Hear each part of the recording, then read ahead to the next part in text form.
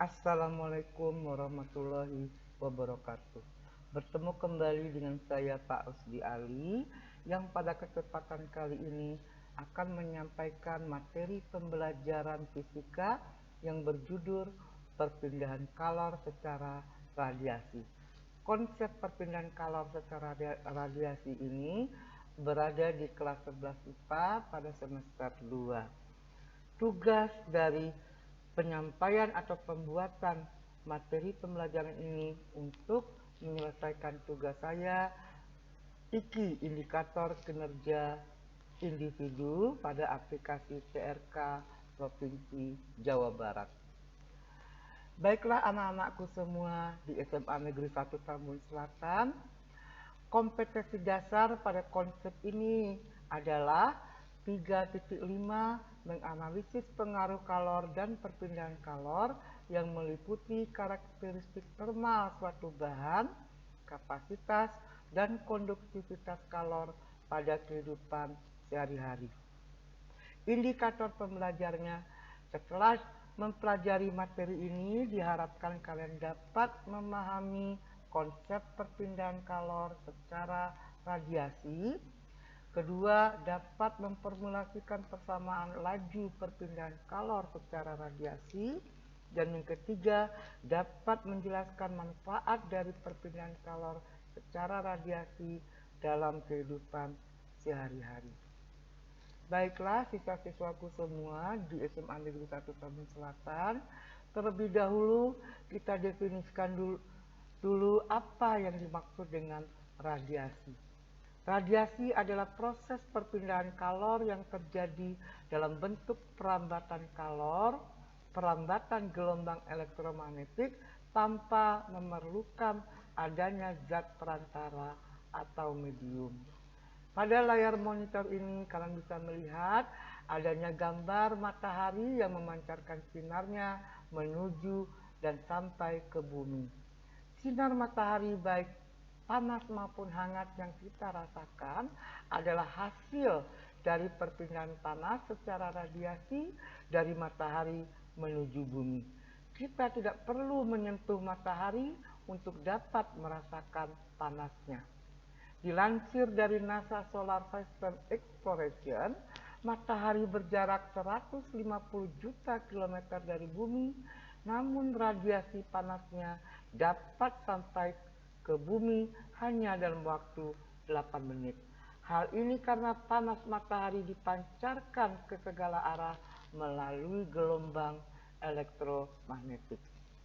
Pada gambar yang ini terdapat sebuah api unggun yang dikelilingi oleh beberapa orang. Kita tahu bahwasanya panas dari api unggun ini berpindah secara radiasi ke semua arahnya. Inilah mengapa saat berada di sekitar api unggun, baik tubuh maupun benda yang lainnya akan terasa hangat.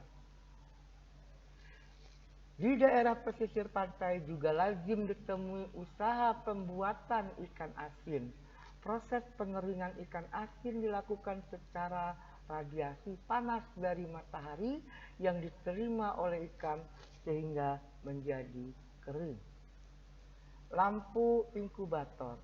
Lampu inkubator untuk menghangatkan telur ayam dan anak ayam. Perpindahan panas dari lampu inkubator lalu menyebar pada ruangan dalam inkubasi ini bertujuan untuk menjaga agar suhu di dalam inkubator tetap hangat. Biasanya lampu inkubator digunakan agar mempercepat proses penetasan telur dan untuk menjaga agar anak ayam tetap hangat dalam kondisi yang lebih bagus tentunya. Menjemur pakaian. Tentu kita akan merasa tak nyaman jika mengenakan pakaian yang kotor ataupun basah.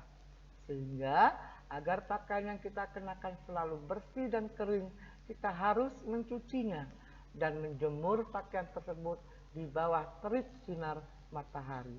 Radiasi termal dari matahari lah yang dapat mengeringkan baju basah kita. Selain mengeringkan, panas radiasi juga membunuh kuman, bakteri, serta jamur yang terdapat pada pakaian. Jadi contoh-contoh radiasi di atas saya rangkum. Terdapat beberapa contoh perpindahan kalor secara radiasi di sini. Bahwasanya A, panas radiasi matahari bisa sampai ke bumi walaupun melalui ruang hampa di luar angkasa. D, tubuh terasa hangat ketika berada di dekat sumber api, misalnya api unggun. C, panas dari lampu ketika menghangatkan telur unggas. Dan yang D, pakaian menjadi kering ketika dijemur akibat panas dari matahari. Baiklah, ada suatu persamaan di sini rumus yang menunjukkan persamaan laju kalor radiasi. Persamaan laju kalor radiasi diberikan oleh Q per T sama dengan E kali tau kali A kali T pangkat 4. Di mana Q itu kalor dalam satuan joule atau kalori, T kecil ini waktu dalam satuan detik, E koefisien emisivitas antara 0 sampai 1 nilainya, A luas penampang, dan T suhu mutlak atau perbedaan suhu, dan tau ini adalah tetapan Stefan Boltzmann yang nilainya 5,67 kali 10 pangkat min 8 watt per meter kuadrat Kelvin pangkat 4. Kita coba ya untuk soal latihannya. Di sini udah saya tuliskan. Sebuah bola tembaga memiliki luas 20 cm kuadrat. Selanjutnya dipanaskan sampai berpijar pada suhu 127 derajat Celcius. Apabila emisivitas bahan adalah 0,4 dan tetapan Stefan 5,67 kali 10 pangkat min 8 watt per meter kuadrat Kelvin pangkat 4, hitunglah energi radiasi yang dipancarkan bola tersebut setiap detiknya. Kita coba menyelesaikan soal seperti ini. Kita bikin dulu yang diketahui dari soal. 20 cm kuadrat ini merupakan luas. Kita rubah satuannya dari cm kuadrat menjadi meter kuadrat. Jadi 2 kali 10 pangkat min 3 meter kuadrat. Suhunya yang tadinya dalam Celcius kita ganti menjadi Kelvin, jadi 127 ditambah 273 menjadi 400 Kelvin. E itu emisivitas yang nilainya 0,4 dan tau tetapan Stefan 5,67 kali 10 min pangkat min 8 watt per meter kuadrat Kelvin pangkat 4. Yang ditanyakan adalah dayanya atau energi radiasi yang dipancarkan, yang di sini diberi lambang P. Jadi kita masukkan rumusnya. P sama dengan E tau AT pangkat 4 dan nominal angka yang disebutkan dari soal yang diketahui tadi 0,4 kali 5,67 kali 10 pangkat min 8 dikali lagi 2 kali 10 pangkat min 3 dikali lagi 400 pangkat 4 ya. Hasil perkalian ini menunjukkan hasil mendapatkan diperoleh hasil 1,2 watt. Jadi energi radiasi yang dipancarkan oleh bola tersebut pada setiap detiknya adalah 1,2 watt. Contoh soal yang kedua. Jika sebuah bola memiliki jari-jari 20 cm dan suhunya 227 Celcius, kemudian bola itu diletakkan di sebuah ruangan yang suhunya 27 derajat Celcius. Berapakah besar radiasi yang mungkin hilang setiap detiknya dari bola tersebut? Kita asumsikan emisivitas bola itu adalah 1. Jadi kita bisa menyelesaikan soal ini dengan membuat pola atau diagram gambar yang bisa digambar bola bersuhu 227 derajat Celcius dan jari-jari bola ini 20 cm. Jadi kita rubah jari-jarinya 20 cm menjadi 0,2 meter, suhunya 227 dirubah menjadi Kelvin menjadi 500 derajat Kelvin, suhu bolanya dan suhu lingkungannya 27 ini dirubah lagi menjadi Kelvin, 27 ditambah 273 sama dengan 300 Kelvin, emisivitasnya 1 dan kecapan taunya 5,67 kali 10 pangkat min 8 watt per meter kuadrat Kelvin pangkat 4. Tentukan besar radiasi yang dihasilkan setiap detik dari bola tersebut. Kita coba menjawabnya di sini. Bahwasanya setiap benda yang memiliki suhu akan memancarkan radiasi. Jika suhu benda lebih tinggi dari suhu lingkungan, maka benda akan memancarkan radiasi yang lebih banyak dan menyerap energi radiasi lebih sedikit dari lingkungan. Misalkan, radiasi yang dipancarkan oleh bola adalah P1 dan radiasi yang diserap oleh benda dari lingkungan adalah P2.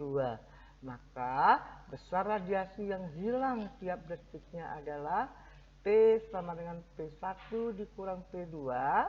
Artinya rumus PE tau AT 1 pangkat 4 dikurang E tau AT 2 pangkat 4. Kita keluarkan P-nya. Jadi E tau A buka kurung P1 pangkat 4 dikurang P2 pangkat 4. Yang harus kita ingat dari persamaan ini bahwasanya luas permukaan bola itu adalah 4 πr kuadrat.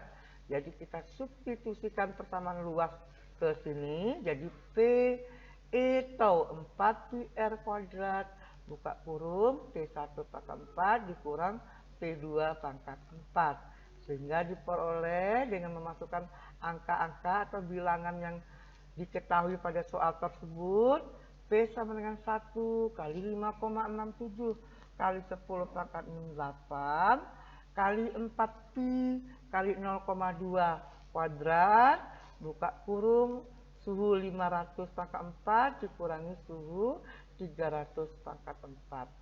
Hasil pengolahan nilai ini diperoleh bahwasanya daya radiasi yang hilang tiap detiknya sebesar 1550,43 Joule per detik. Ya. Mudah-mudahan kalian bisa ya memahami soal ini ya. Kalau tidak bisa nanti bisa dapat kalian tanyakan lagi kepada saya di kelas. Oke, pada kesempatan ini mungkin ini dulu yang bisa Bapak sampaikan. Mudah-mudahan kalian lebih mudah memahaminya dan lebih giat lagi dan semangat dalam belajarnya sehingga tercapai cita-cita kalian. Demikianlah dari Bapak, banyak maaf, wabillahi taufiq wal hidayah. Wassalamualaikum warahmatullahi wabarakatuh.